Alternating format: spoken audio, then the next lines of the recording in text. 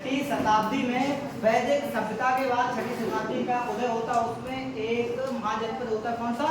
मगध महाजनपद। ठीक है, उसी में वैदिक सभ्यता में क्या आ जाती है? कुरीतियां आ जाती हैं। उसके बाद धर्मों, अलग अलग धर्मों का उदय होता है। ठीक है, तो उन्हीं में से सबसे पहले हमने कौन सा धर्म पढ़ लिया था?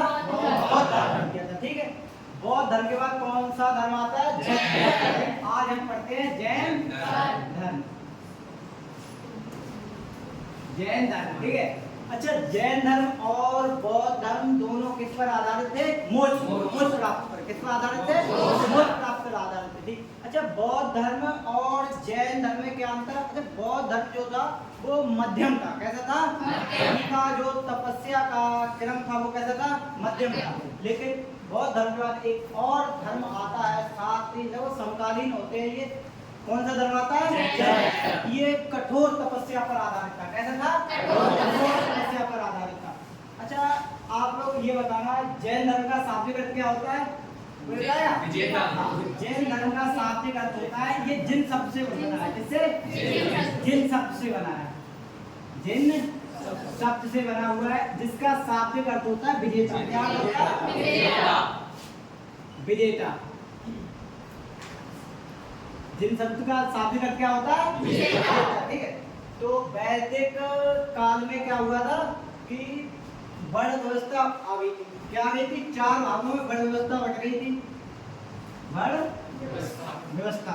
अच्छा, वर्ण व्यवस्था कितने भागों में विभाजित थी? 4। कौन कौन से? ब्राह्मण, क्षत्रिय, वैश्य और शूद्र। बताते हैं क्या क्रम रहा, क्या कारण रहा कि जैन धर्म और बौद्ध धर्म का वैदिक सभ्यता से हटकर उदय हुआ। बाद में यही बौद्ध धर्म और जैन धर्म का लगभग वैदिक सभ्यता में ही आगमन करने लगा। ठीक है, तो बताते हैं पहले ये वैदिक साहित्य या वैदिक धर्म से कैसे था? विपरीत था। कौन कौन? बौद्ध धर्म और जैन। लेकिन ये बाद में आकर बताया जाता है, कुछ विद्वान कहते हैं ये फिर बाद में आके वैदिक साहित्य में ही मिल जाता। आते कैसे? अच्छा, क्या होता है उत्तर वैदिक काल में? किसमें? वैदिक काल कितने भागों में हमने पढ़ा था? 2 भागों। कौन सा? ऋग्वैदिक काल और उन्हीं में उत्तर वैदिक काल में आते हुए हमारा समाज 4 भागों में विभाजित हो गया। कौन कौन से? ब्राह्मण। अच्छा, इसमें ये हुआ करता था कि जो क्षत्रिय हुआ करते थे उनका क्या कार्य था?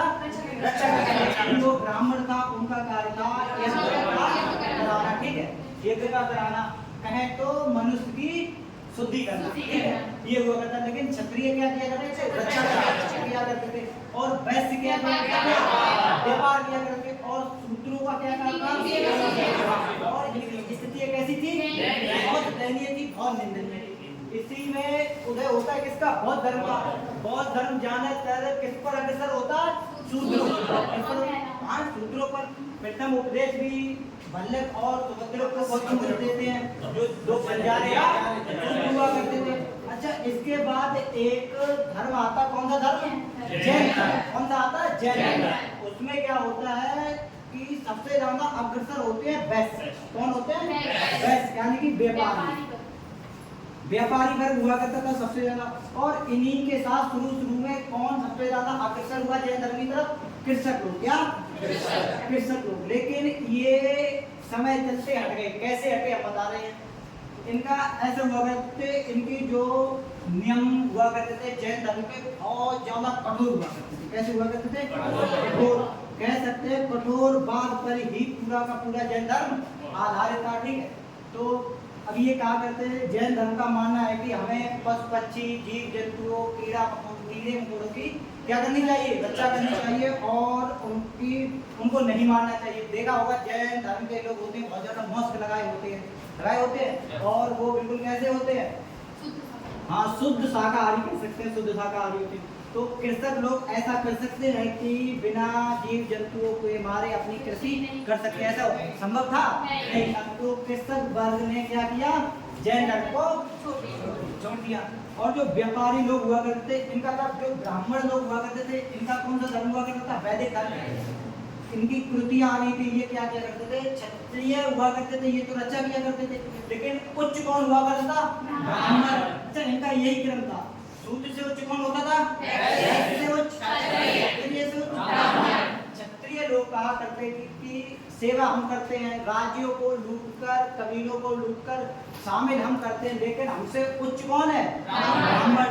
इसी में क्या हो गया, मतभेद हो गया। क्षत्रिय अलग, वैश्य अलग, और शूद्रों की तो स्थिति कैसी थी, दयनीय। और ये कहाँ अग्रसर हो गए, बौद्ध धर्म की तरफ। ठीक है, तो यहीं पर जो व्यापारी लोग होते हैं, इन्होंने कौन सा मध्यम मार्ग अपना के, कौन सा मार्ग अपनाया, जैन धर्म का। क्षत्रिय और वैश्यों ने जैन धर्म की तरफ अधिकतर अग्रसर हुए। लेकिन आगे चलकर जैन धर्म था किस पर आधारित, कठोरवाद पर।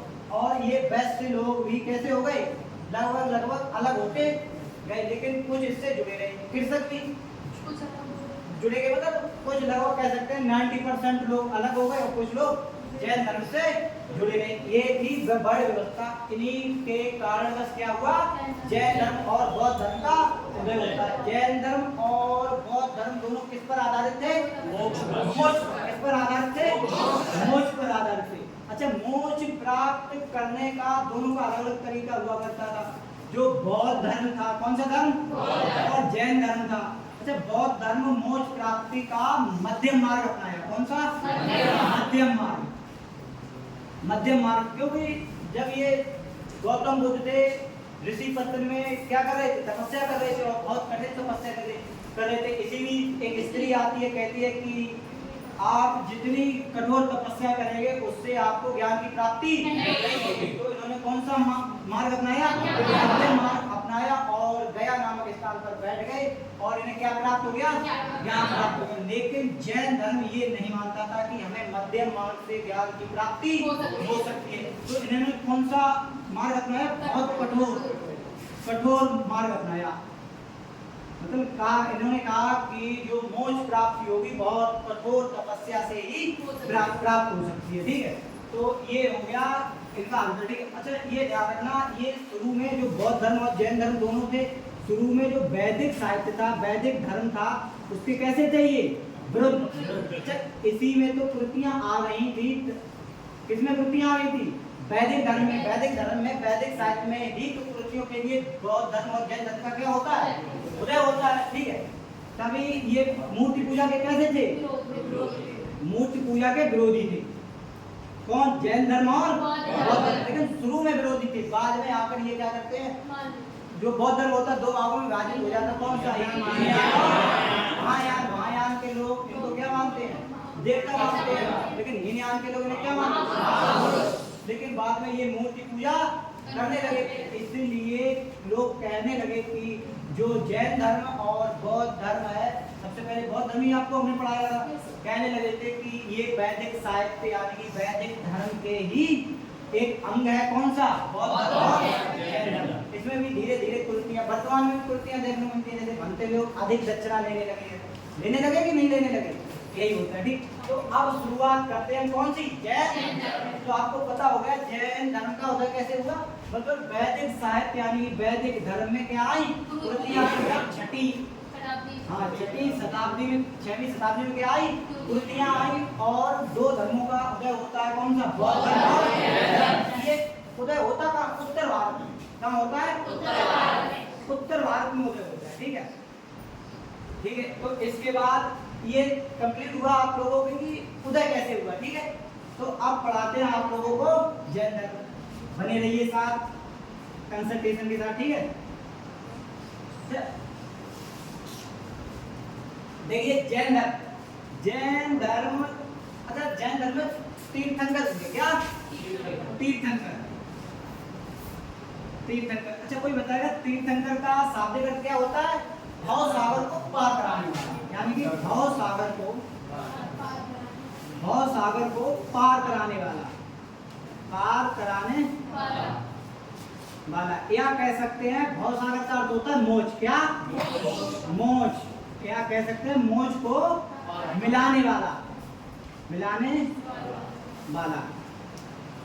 तो बौद्ध धर्म में तीर्थंकर हुआ, सॉरी जैन धर्म में क्या हुआ करते थे, तीर्थंकर हुआ करते थे।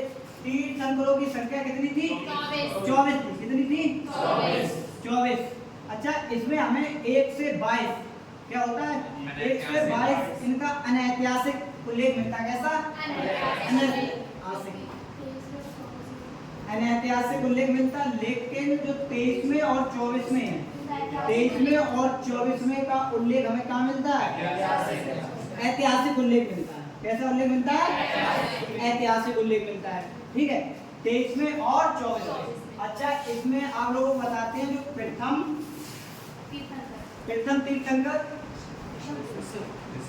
और 24 में तीर्थंकर, 24 में तीर्थंकर का उल्लेख हमें मिलता है कहाँ? ऋग्वेद में। ऋग्वेद में मिलता है। ऋग्वेद में उल्लेख मिलता है। बताया जाता है जो प्रथम तीर्थंकर कौन थे? प्रथम तीर्थंकर थे ऋषभदेव। कौन? ऋषभदेव। और जो 24 में तीर्थंकर थे वो कौन थे? आगे चल के इनको पढ़ेंगे। महावीर स्वामी। अच्छा, इनका जो ऋषभदेव है बताया जाता है ऋग्वेद में, ये भगवान विष्णु के अवतार। किसके? भगवान विष्णु के अवतार। विष्णु के अवतार थे।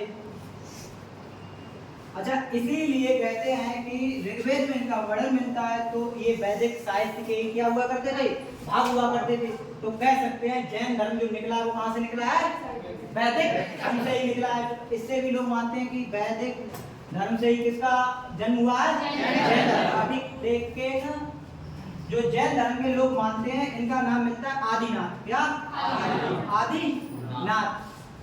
जैन धर्म के लोग मानते हैं कि नहीं, जो हमारा जैन धर्म है जो प्राचीन काल से यानी कि अनंत काल से ही है। लेकिन साहित्यिक रचनाएं ये कहती हैं कि जैन धर्म का जो वर्णन मिलता है वो कहाँ से मिलता है? वैदिक साहित्य से। कहाँ से मिलता है? वैदिक साहित्य से। तो सबसे पहले आते हैं जैन धर्म के संस्थापक। तो प्रथम तीर्थंकर कौन हुए? ऋषभदेव। आइए ऋषभदेव के बारे में पढ़ते हैं। ऋषभदेव। अच्छा, इनका और क्या नाम हुआ करता था? आदिनाथ। ऋषभदेव। अच्छा, इनका जन्म कहाँ होता है? जन्म अयोध्या में हुआ करता था। एक वंश हुआ करता था इक्ष्वाकु। उस वंश में इनका जन्म होता कहाँ? अयोध्या। अयोध्या तो हम लोग जानते होंगे। इक्ष्वाकु वंश में इनका क्या होता है? जन्म होता है। किसका? ऋषभदेव का। अच्छा, ये क्या कहे जाते हैं? जैन धर्म के संस्थापक। जैन धर्म के संस्थापक जैन धर्म के संस्थापक कहे जाते हैं। अच्छा, इनके 2 पुत्र हुआ करते थे। इनके पुत्र कितने हुआ करते थे? 2 पुत्र। एक भरत हुआ करते थे और एक हुआ करते थे कौन? गोमतेश्वर महाराज। गोमतेश्वर महाराज। अच्छा, गोमतेश्वर महाराज की कहानी पर आते हैं। बताया जाता है इतिहासकारों द्वारा जो गोमतेश्वर महाराज हुआ करते थे इनमें 200 हाथियों का बल हुआ करता था। क्या हुआ करता था? 200 हाथियों का बल हुआ करता था। ठीक है, इसीलिए इनका अन्य नाम क्या कहा जाता है? बाहुबली। क्या कहा जाता है? बाहुबली। अच्छा, आप लोगों ने जो फिल्म आई है बाहुबली वो सुनी होगी। जो किसके नाम पर है? गोमतेश्वर महाराज। कह सकते हैं, लेकिन उसका कुछ अर्थ अलग ही है। ठीक, तो इनमें क्या हुआ करता था? 200 हाथियों का बल हुआ करता था। ये ध्यान रखना, इनकी गोमतेश्वर महाराज की 57 फीट। कितनी? 57 फीट ऊंची मूर्ति बनी हुई है। कहाँ बनी हुई है? श्रवणबेलगोला, कर्नाटक। मूर्ति बनी हुई है। कहाँ पर स्थित है ये? हाँ, श्रवणबेलगोला। आगे चलकर चंद्रगुप्त मौर्य यहाँ पर संलेखना से क्या प्राप्त करेंगे? मोक्ष की प्राप्ति करेंगे। श्रवणबेलगोला कहाँ स्थित है? कर्नाटक। अच्छा, इस पर जो गोमतेश्वर महाराज की जो मूर्ति है ये 57 फीट ऊंची है। इसका निर्माण किसने कराया था? इसका निर्माण कराया था चामुंडा राय ने। किसने? निर्माण कराया था चामुंडा राय ने।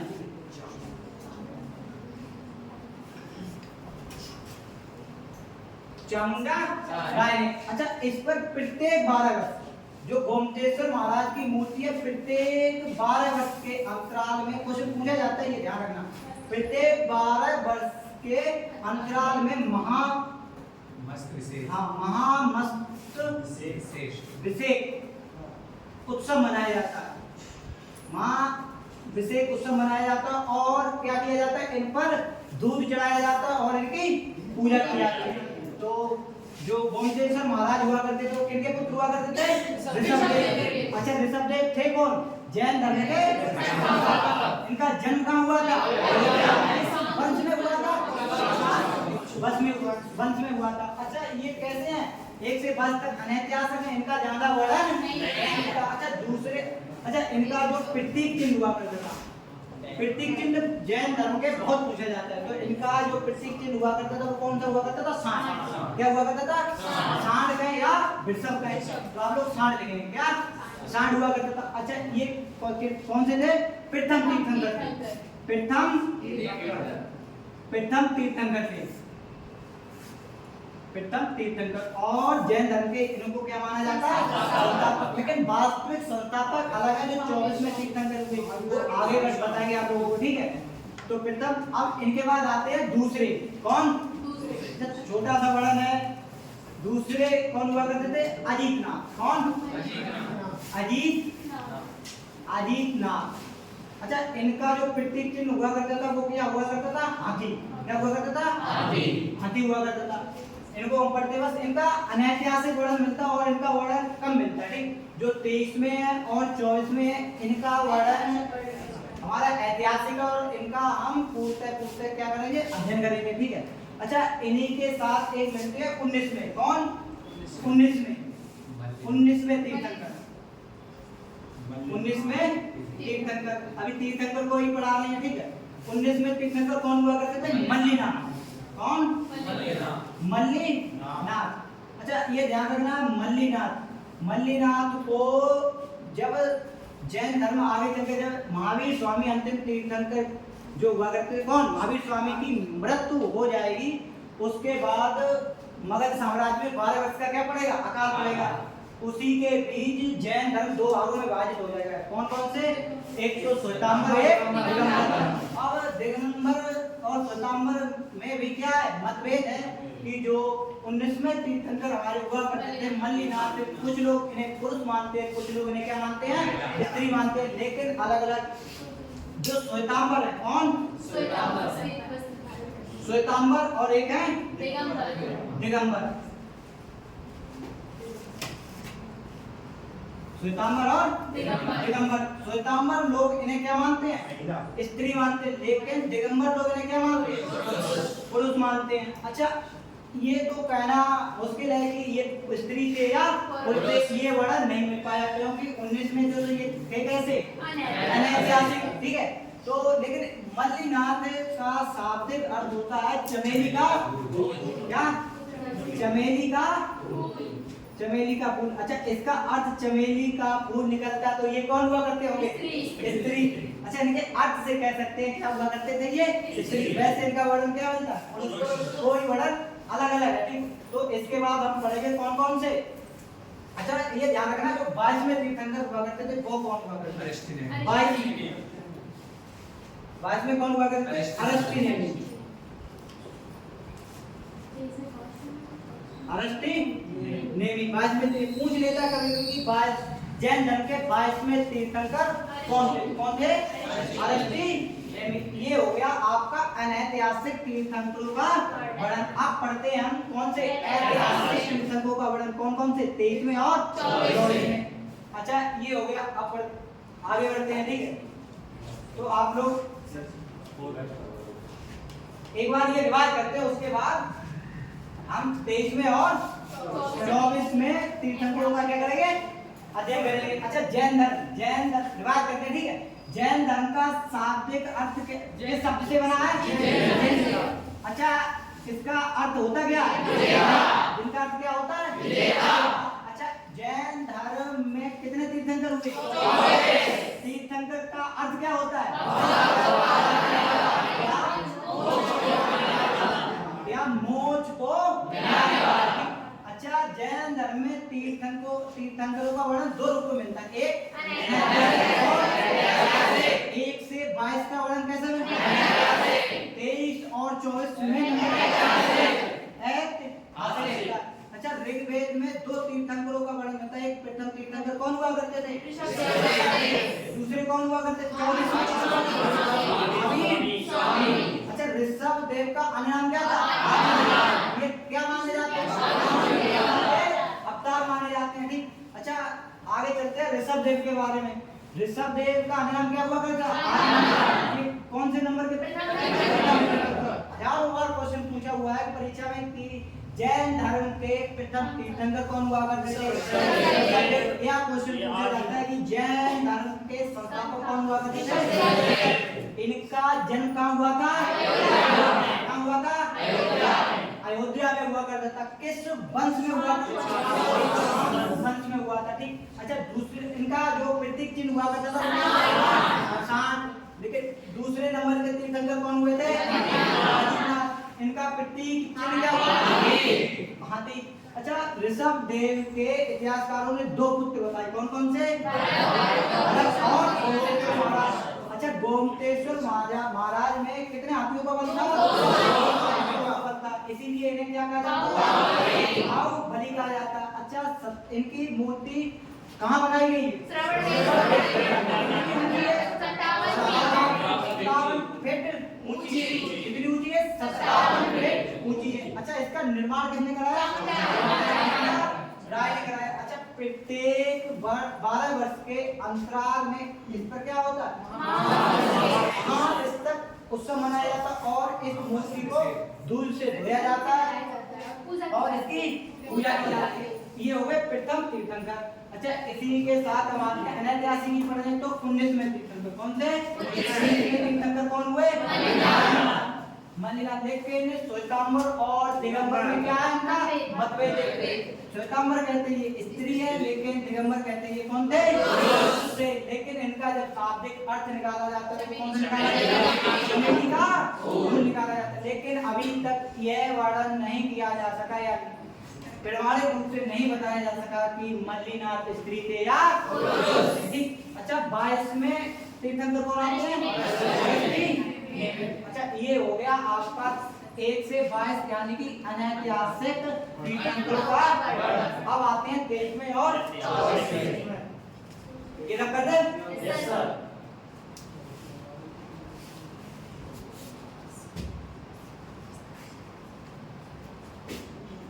तो 23 में कौन तीर्थंकर होते हैं? Very good. आइए पार्श्वनाथ के बारे में पढ़ते हैं। पार्श्वनाथ। अच्छा, पार्श्वनाथ का जन्म कहाँ होता है? वाराणसी। कहाँ होता है? वाराणसी। अच्छा, वाराणसी के जो राजा थे, हाँ कौन राजा थे? अश्वसेन। यहाँ इनका जन्म होता। अच्छा, इनका जन्म होता कब है? साल क्या हुआ करता था? 872 BC ईसा पूर्व में हुआ करता था। कहाँ हुआ था? वाराणसी। इनके पिता कौन थे? राजा अश्वसेन। राजा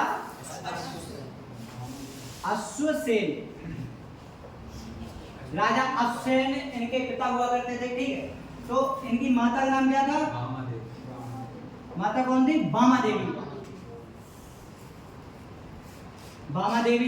माता इनकी बामा देवी हुआ करती थी और इनका विवाह भी हो जाता है। इनकी पत्नी का क्या नाम था? हाँ, पत्नी थी प्रभावती। अच्छा, इनका जन्म होता है 872 ईसा पूर्व में। कहाँ होता है? इनके पिता कौन हुआ करते थे? राजा अश्वसेन। इनकी माता क्या नाम था? और इनका विवाह हो जाता है किसके साथ? प्रभावती के साथ। ठीक है, अच्छा अब ये 30 वर्ष गृह त्याग क्या करते हैं? ये गृह त्याग करते हैं। कितनी वर्ष की आयु में? 30 वर्ष की आयु में। अच्छा, ये जो वाराणसी कहाँ स्थित है? यूपी में ही स्थित है। इन्होंने कहा कि अब 30 वर्ष इनकी एज हो गई है। ठीक, गृह त्याग किया कि अब हमें ज्ञान प्राप्ति के लिए निकलना चाहिए, संन्यास ग्रहण करना चाहिए। 30 वर्ष की आयु में ये निकल गए किधर? झारखंड साइड में। झारखंड में एक पर्वत पड़ता है, कौन सा? संवेद। कौन सा? संवेद पर्वत। संवेद पर्वत कहाँ स्थित है? झारखंड। ध्यान रखना, क्वेश्चन ये पूछा हुआ है कि पार्श्वनाथ की पहाड़ी कहाँ स्थित है। अभी इसका नाम बताएं कैसे पार्श्वनाथ की पहाड़ी पड़ता है, ठीक। अच्छा, इन्होंने क्या किया? 83 दिन की, क्या किया? 83 दिन की, 83 दिन कठोर तपस्या की। कठोर तपस्या। कहाँ तपस्या की? ये संवेद पर्वत झारखंड। कठोर तपस्या की और 84वें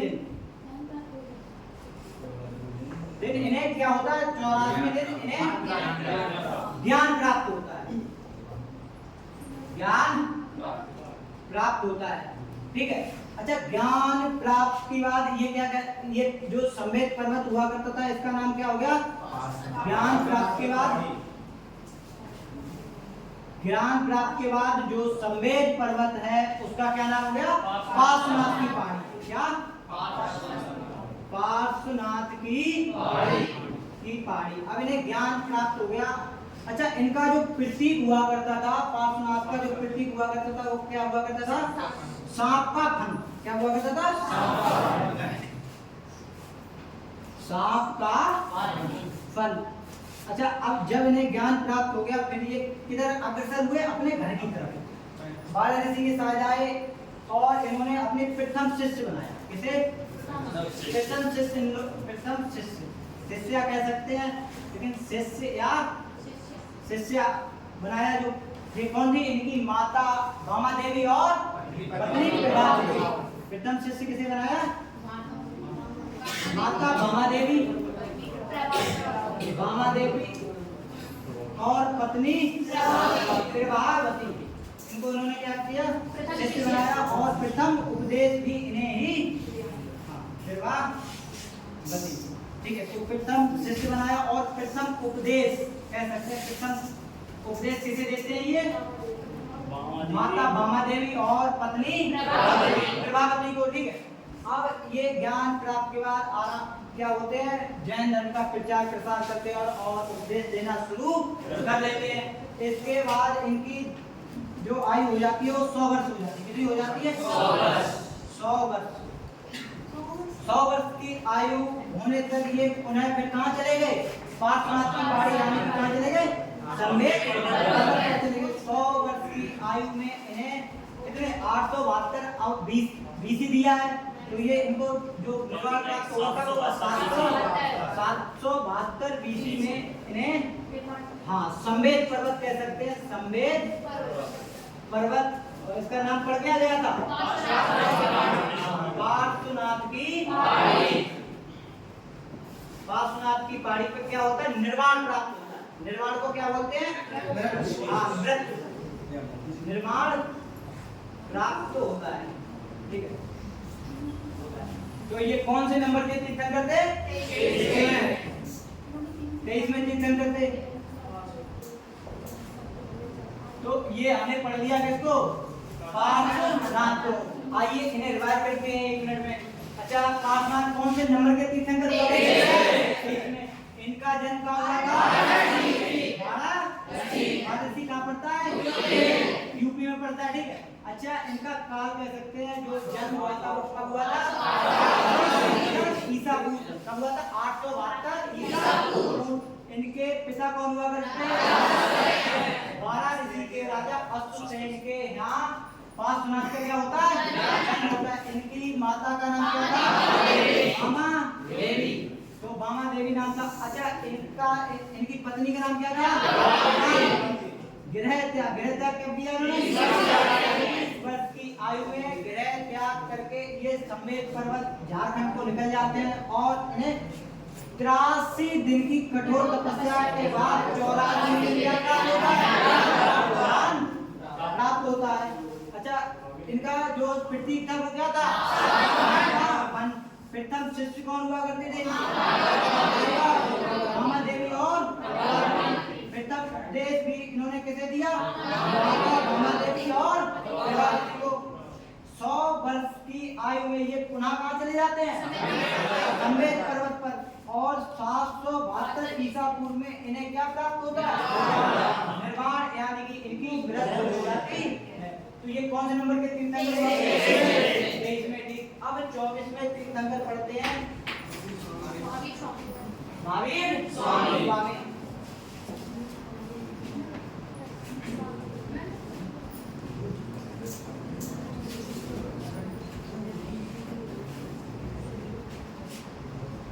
आइए पढ़ते हैं महावीर स्वामी को।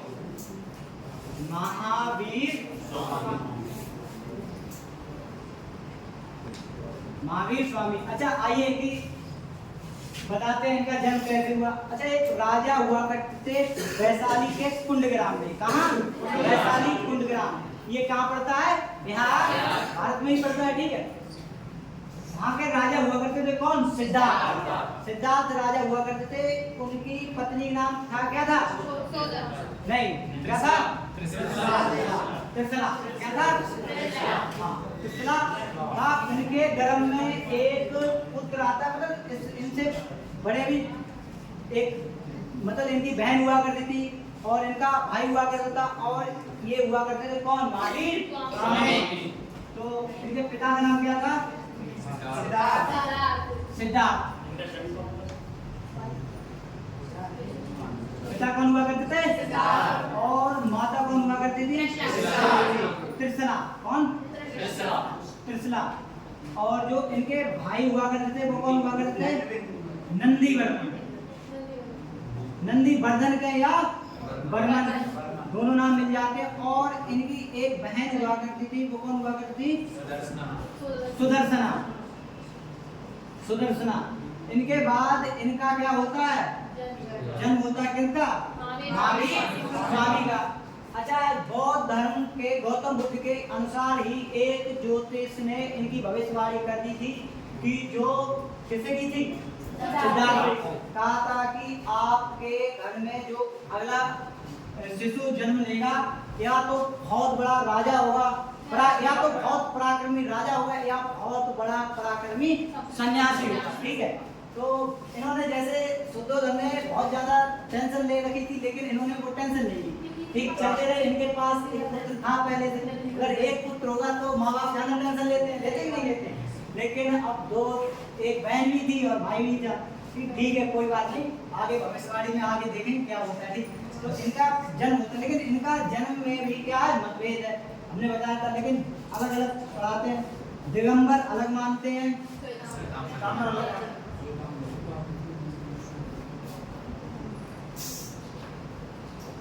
दिगंबर और श्वेतांबर। दिगंबर मानते हैं इनका जन्म 540 बीसी में हुआ था। कब? 540 बीसी में। और श्वेतांबर मानते हैं इनका जन्म 599 बीसी में हुआ था, ठीक। तो अलग अलग मतभेद है। जब मतभेद होता है ज्यादातर शायद क्वेश्चन न पूछे, ठीक है। अच्छा, उल्टा हो गया ये, ठीक है। हाँ, दिगंबर के अनुसार क्या हुआ था? 599 बीसी। और ये क्या हुआ था? 540 बीसी, ठीक है। जन्म होता है इनका, ठीक है। इसके बाद ये क्या करते हैं? इनकी विवाह भी करा दिया जाता है, किसके साथ? यशोदा के साथ। हाँ, यशोदा के साथ करा दिया जाता है। ये कौन हुआ करती थी? हाँ, यशोदा के साथ इनका विवाह करा दिया जाता है। और इनके एक पुत्री जन्म लेती है, कौन? हाँ, पुत्री नाम क्या हुआ करेगा? प्रियदर्शनी। प्रियदर्शनी इसका नाम हुआ करता, इसी का नाम प्रियदर्शनी या अड़ोज्या हुआ करता था। क्या? हाँ, अड़ोज्या या प्रियदर्शनी हुआ करता था। अच्छा, इनकी बहन थी एक सुदर्शना। कौन? इन्हीं के एक पुत्र हुआ करता था, उसका नाम क्या था? जमाली। कौन? क्या था? जमाली। अच्छा, जमाली हुआ करता था। तो जमाली, ये महावीर स्वामी का मतलब कौन हुआ करता था? हाँ, ये इनका भांजा हुआ करता, अभी तो भांजा ही है, ठीक है। हाँ, इनके बचपन का नाम क्या हुआ करता था? महावीर स्वामी के बचपन का नाम वर्धमान करता था। जब तक इनको ज्ञान प्राप्त नहीं हो जाएगा तब तक इन्हें हम क्या कहेंगे? वर्तमान। लेकिन नाम मिलता क्या है? मामी। ठीक है, इनकी पुत्री। अच्छा, ये क्या करते हैं? विवाह कर लेते हैं यशोदा के साथ और इनके यहाँ एक पुत्री जन्म लेती है। कौन सी? प्रियदर्शनी या अड़ोजा। अच्छा, प्रियदर्शनी या अड़ोजा का विवाह ये अपने भांजा हुआ करता है, इसके साथ क्या कर देते हैं? भांजा के साथ विवाह कर देते हैं। तो जो जमाली हो गया ये कौन हो गया? दामाद हो गया। क्या बन गया? दामाद बन गया। अच्छा, अब इनकी ये घटना इनसे 30 वर्ष से पूर्व है। अब इनकी उम्र होती है 30 वर्ष और ये क्या करेंगे? करेंगे। अब इन्होंने क्या कर दिया? अपनी पुत्री का विवाह कर दिया। कहते नहीं है लोग, जैसे किसी का विवाह अपने पुत्र या पुत्रियों का विवाह कर देते, कहते हैं कि अब हमें गंगा नहाने जाना चाहिए। ठीक, क्योंकि हमने पूरा का पूरा जो पितृ ऋण था या मातृ ऋण था ये पूरा पढ़ाया था हमने वैदिक सभ्यता में। ठीक है, आप लोग अगर किसी को जन्म देते हैं और उसका लालन पालन करते हैं तो ये आपका क्या है? मातृ ऋण या पितृ ऋण है। अगर आप पुरुष हैं तो आपका ये पितृ ऋण, अगर आप स्त्री हैं तो आपका ये मातृ ऋण, क्योंकि आपको भी किसी न किसी ने जन्म दिया। इसी से हमारी क्या चलता है? जीवन चलता है और दुनिया का इसी से निर्माण होता है। अच्छा, 30 वर्ष की आयु क्या होता है? 30 वर्ष की आयु में। अच्छा, गौतम बुद्ध का क्या हुआ था? वो 29 वर्ष की आयु में बिना पूछे घर से निकल गए थे। लेकिन इन्होंने क्या किया था? 30 वर्ष की आयु में भाई नंदीवर्धन कौन हुआ करता? नंदीवर्धन से क्या लेते हैं? नंदीवर्धन से आज्ञा लेकर संन्यास ग्रहण करते हैं। क्या ग्रहण करते हैं? संन्यास ग्रहण करते हैं और निकल जाते हैं क्या? ज्ञान की प्राप्ति के लिए। अच्छा, ये सबसे पहले जाते हैं और आजीवक संप्रदाय, मतलब प्रथम गुरु से मिलते हैं। इनके प्रथम गुरु ही कह सकते हैं। प्रथम गुरु कौन? आजीवक संप्रदाय। पूछा जाता है क्वेश्चन, आजीवक संप्रदाय के संस्थापक कौन थे? नहीं, मक्खल गोस्वामी। आजीवक संप्रदाय के संस्थापक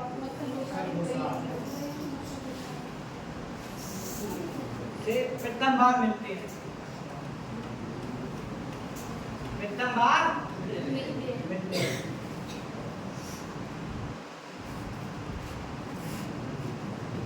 वो कौन संस्थापक कौन हुआ करते थे? मक्खल गोस्वामी।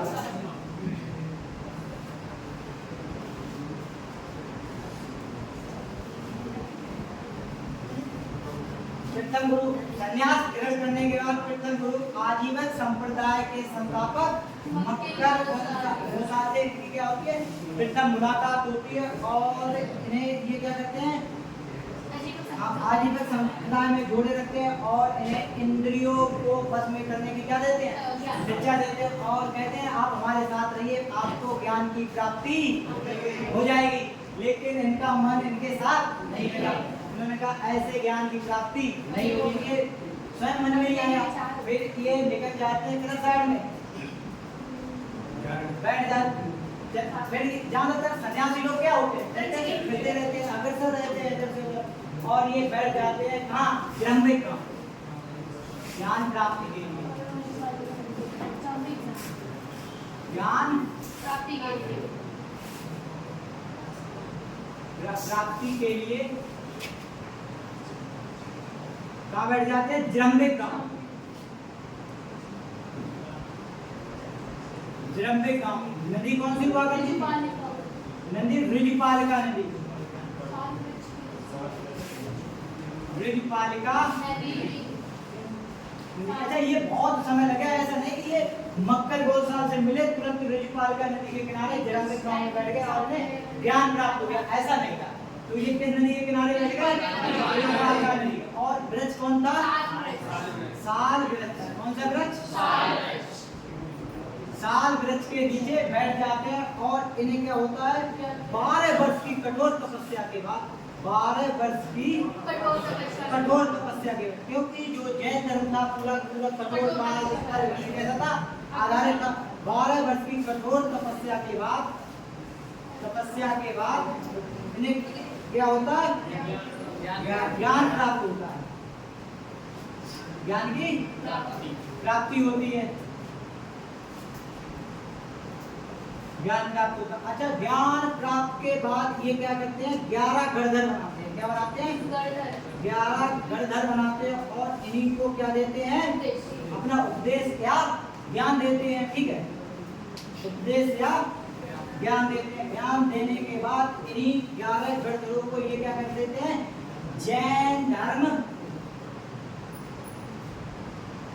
का प्रचारक नियुक्त कर देते हैं। क्या नियुक्त कर देते हैं प्रचारक। कहते हैं जाओ आप लोग अब जैन धर्म को आगे बढ़ाओ जाकर। ठीक है, अच्छा ये ध्यान रखना, जब महावीर स्वामी को ज्ञान प्राप्त हो गया तो ये निम्न नामों से जाना गया, क्योंकि अभी पैट में एक क्वेश्चन था अलग अलग ज्ञान प्राप्तिवाद नाम, उनके उपनाम क्या कहे गए और इन्हें किन नामों से जाना गया। अच्छा, ज्ञान प्राप्तिवाद ये क्या जाने गए जिन जाने गए, क्या जिन जाने गए।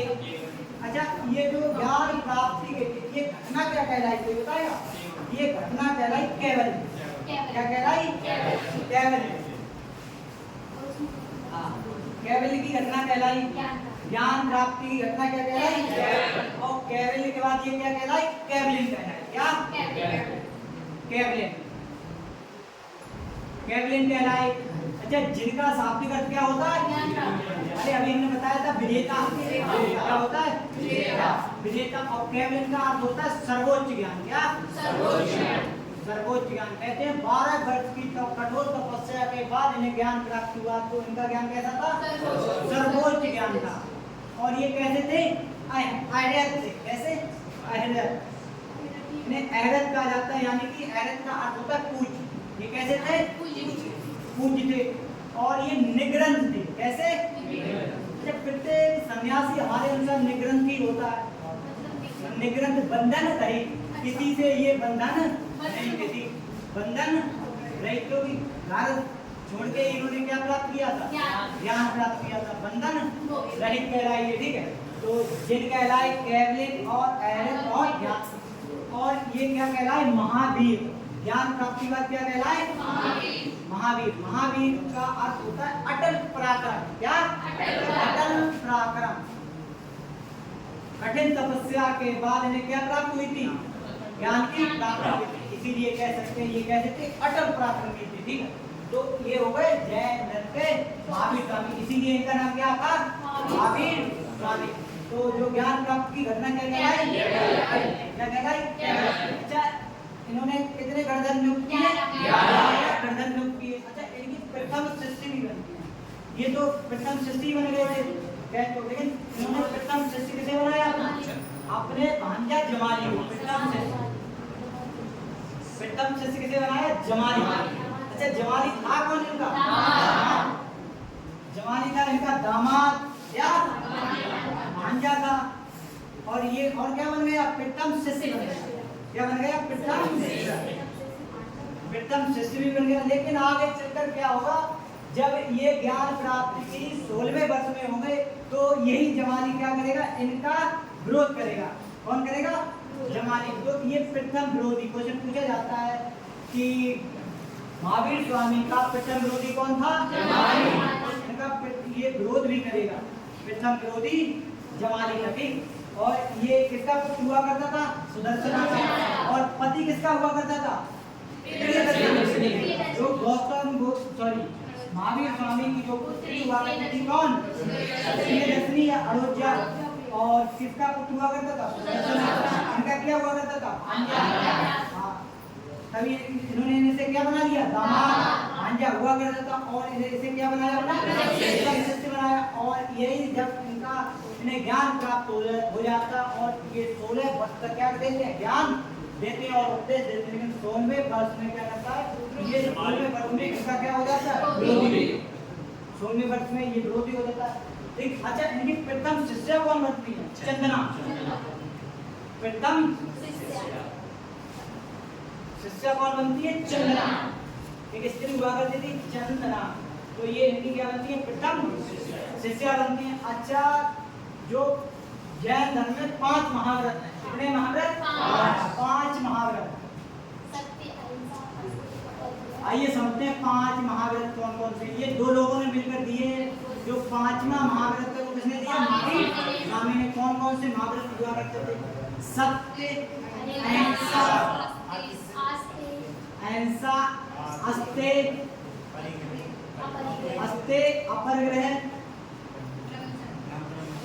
अपरग्रह और एक हुआ करता था ब्रह्मचर्य। कौन सा? ब्रह्मचर्य। ये ध्यान रखना, ये जो 4 है ये किसने दिए? 5वां। किसने दिए? 5वां। कौन से नंबर के थे?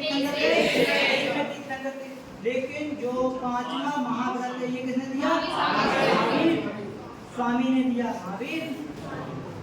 स्वामी ने दिया। अच्छा, आइए बताते हैं ये 5 महाव्रत क्या हुआ करते? सत्य, ये कहते थे सदा सत्य बोलिए, सदा सत्य, और अहिंसा मतलब किसी से हिंसा न करिए। अच्छा, अस्ते, अस्ते का मतलब हुआ करता था कि आप चोरी ना करें, और अपरग्रह का कि आप उतना ही धन इकट्ठा करिए जितनी आपको जरूरत है। ठीक है। और जो ब्रह्मचर्य, अच्छा यहीं से जो अपरग्रह होता है, यहीं से क्या होता है? जो एक वर्ण व्यवस्था में वैश्य हुआ करते थे, कौन? उनका कार्य क्या था? वैश्य हुआ करते थे, व्यापारी हुआ करते थे। लेकिन जैन धर्म कहता क्या है कि अपरग्रह ना करें। लेकिन व्यापारियों का क्या होता है? उद्देश्य क्या होता है? धन का इकट्ठा करना। अपरग्रह जोड़ दिया तो यहाँ से भी कह सकते हैं कि जो वैश्य व्यवस्था में वैश्य हुआ करते थे, जैन धर्म को छोड़ने का ये भी एक कारण था। अच्छा, ब्रह्मचर्य किसने जोड़ा? अच्छा, हमने वैदिक सभ्यता में आप लोगों को पढ़ाया था कि जो ब्रह्मचर्य होता है कितने से कितने वर्ष तक होता है? 5 से 25 वर्ष। अच्छा, 5 से 25 वर्ष, 5 से 25 वर्ष हुआ करता था। इसमें जो मनुष्य या कह सकते हैं छात्र होता था, क्या करना है उसका? ज्ञान प्राप्ति के अलावा उसका दूसरा कोई उद्देश्य नहीं होना चाहिए। 5 से 25, जो 0 से 5 वर्ष की अवस्था होती है वो कौन सी अवस्था होती है? बाल्य। लेकिन ब्रह्मचर्य अवस्था कौन सी होती है? यही क्या होता था? ज्ञान। तो 5वां महाव्रत किसने दिया? स्वामी। अच्छा, जैन धर्म में 3 रत्न हैं। कितने? 3 रत्न। कौन कौन से? सम्यक ज्ञान, सम्यक दर्शन, सम्यक दर्शन और सम्यक आचरण। सम्यक आचरण। आइए समझते हैं ये क्या हुआ करता था। ये कहते थे सम्यक ज्ञान। कैसा ज्ञान होना चाहिए आपका? सम्यक, शंका रहित ज्ञान होना चाहिए आपका। ठीक है। और सम्यक दर्शन, आपका जो ज्ञान होना चाहिए वो अटल होना चाहिए और पराक्रम होना चाहिए। और यह जैन धर्म कहता था सम्यक आचरण, आपका जो आचरण होना चाहिए वो अटल और पराक्रम होना चाहिए। सभी को कैसा देखना चाहिए? एक समान भाव से देखना चाहिए। अच्छा, अंतिम दिनों में महावीर स्वामी क्या होते हैं? राहत गिराते हैं। कहाँ? आइए निर्वाण कराते हैं। निर्वाण नहीं, निर्वाण होता है। ठीक है, निर्वाण कराते हैं। कब? ये ध्यान रखना, निर्वाण कराते हैं कहाँ? राजगृह। राजगृह के निकट एक महाजनपद पड़ता है। कौन सा? मल्ल महाजनपद। कौन सा? मल्ल महाजनपद के पावापुरी। कहाँ? पावापुरी में सस्तीपाल के यहाँ। कहाँ? एक शिष्य हुआ करते हैं, कौन? सस्तीपाल। सस्तीपाल के यहाँ इन्हें क्या प्राप्त होता है? निर्वाण प्राप्त होता है। और महावीर स्वामी की निर्वाण प्राप्त हो जाता है, इनकी मृत्यु हो जाती है। इनकी मृत्यु के 12 वर्ष के बाद मगध में क्या पड़ता है? अकाल पड़ता है। और जो जैन धर्म होता है वो 2 भागों में विभाजित हो जाते हैं। कितने भागों में? 2 भागों में। कौन कौन सा? श्वेतांबर और दिगंबर। श्वेतांबर और दिगंबर लोग हुआ करते थे। अच्छा जो श्वेतांबर लोग हुआ करते थे ये स्थूल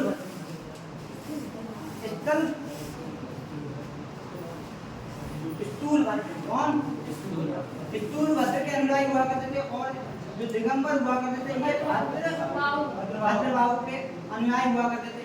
तो श्वेतांबर का अर्थ क्या होता है? श्वेत वस्त्र धारण किए है। तो ये क्या करते थे? श्वेत वस्त्र धारण कर लेते हैं। कौन? श्वेतांबर श्वेत वस्त्र धारण करते हैं। कैसा? श्वेत वस्त्र धारण करते हैं, ठीक है। और जो दिगंबर होते हैं ये क्या करते हैं? नग्न रहते हैं। क्या? नग्न रहते हैं। और ये दिग माने होता क्या? दिशा। दिशा को ही अपने वस्त्र मान लेते हैं और ये कैसे रहते हैं? नग्न रहते हैं। और जो श्वेतांबर होते हैं ये कैसे होते हैं? सफेद वस्त्र धारण करते हैं, श्वेत वस्त्र धारण करते हैं और स्थूल वस्त्र के कैसे हुआ करते थे? अनुयायी हुआ करते थे। तो आज के लिए जैन धर्म में इतना ही, ठीक है। आप जैन धर्म में, लेकिन इससे पहले आपको हम ये क्या करा देते हैं? विवाह कराते हैं, ठीक। तो जो ये हुआ करते थे जो महावीर स्वामी ये कौन होते हैं? वास्तविक संस्थापक। कौन? वास्तविक संस्थापक। और संस्थापक कौन थे? ऋषभदेव, ठीक। और कौन से नंबर के तीर्थंकर थे? इसमें तीर्थंकर थे, ठीक है। अच्छा रिवाज के इनके पिता का नाम क्या था? माता का नाम? माता का नाम क्या था? और भाई कौन था? कौन था? अच्छा बहन हुआ करती सुदर्शना, और सुदर्शना का ही एक पुत्र हुआ करता था। जमाली। जमाली को ये क्या बनाते हैं? और ये भांजा हुआ करता है और इसी को क्या बनाते हैं? लेकिन ज्ञान प्राप्ति के 16वें वर्ष में जो जमाली होता था इनका कैसा हो जाता? इनका प्रथम विरोधी कौन था?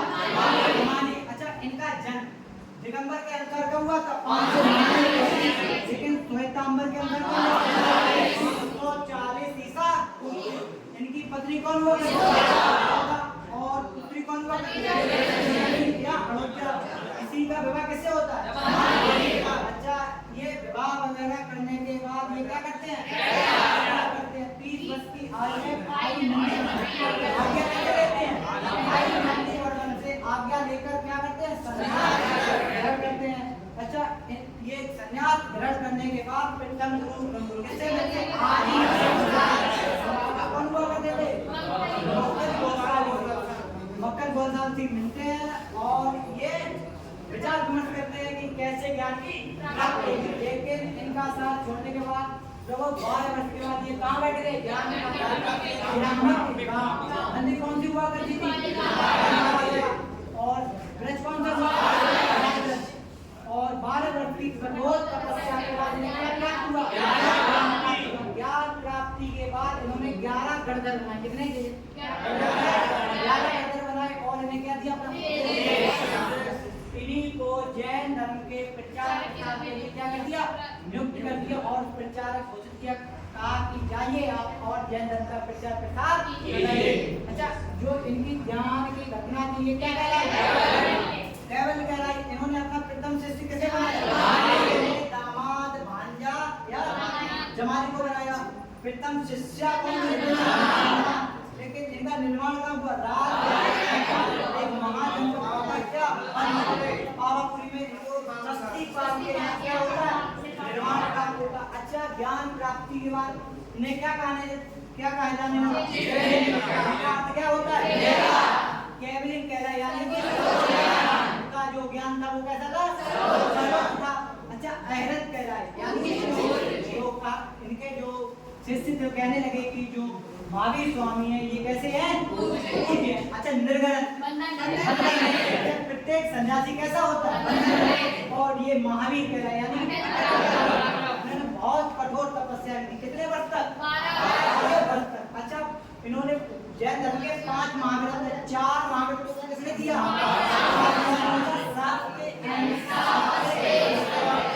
हमें सदा सत्य, अहिंसा हमें हिंसा, अस्ते हमें चोरी, अपर ग्रह हमें ब्रह्मचर्य, यानी कि हमें 5 से 25 वर्ष प्राप्ति के लिए ही उद्देश्य होना चाहिए, ठीक। तो जैन धर्म में कितने रत्न हैं? सम्यक ज्ञान यानी कि शंका रहित ज्ञान, सम्यक दर्शन यानी कि सभी को कैसा समान तरीके से देखना, ठीक है। और सम्यक आचरण सभी के लिए समान आचरण रखना, ये हुआ करता था कौन सा धर्म?